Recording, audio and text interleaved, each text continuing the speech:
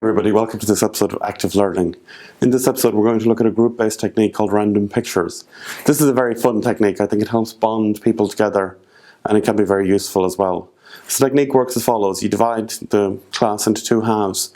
One half look at a picture and the other half aren't allowed to see it. The half that look at the picture are allowed to describe to the half that haven't seen it what the picture is, but they're not allowed to say what the picture is. They can only describe it in terms of geometry. So let's look at an example. Here's a picture of a polar bear. If I had to describe what that is in terms of geometry without actually saying what it is, what I might do is I might say, draw an upside down isosceles triangle. And then I might say to them, draw a line bisecting the angle at the bottom and make that line reach about 1/3 of the way up to the center of the triangle, like so.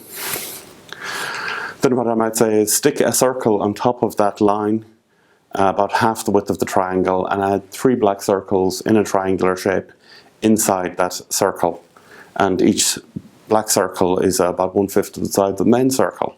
So hopefully you'd end up with something like this. Then I might say add 2 squares approximately the same size as the large circle in the middle, each overlaying on the top 2 corners of the triangle, like that. And then I might say draw 2 semicircles or arches on top of the center circle, each above the 2 black points on the inside of the circle, just like that. And then what I might say is add on white fur. And then we get this. So if we compare, you can see that there's absolutely no difference between the picture on the left and the picture on the right.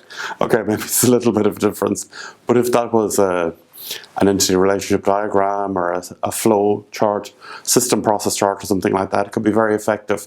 A technical architecture or something like that can be a very effective way of getting people to explore complex diagrams, maybe the OSI reference model or something like that. So to describe these architectures without necessarily saying what they are, getting the students to build them up in parts can be very effective in terms of creating a deep understanding. It can also be a fun activity to do for classes as well, things like this. So thanks very much, we'll see you on the next episode.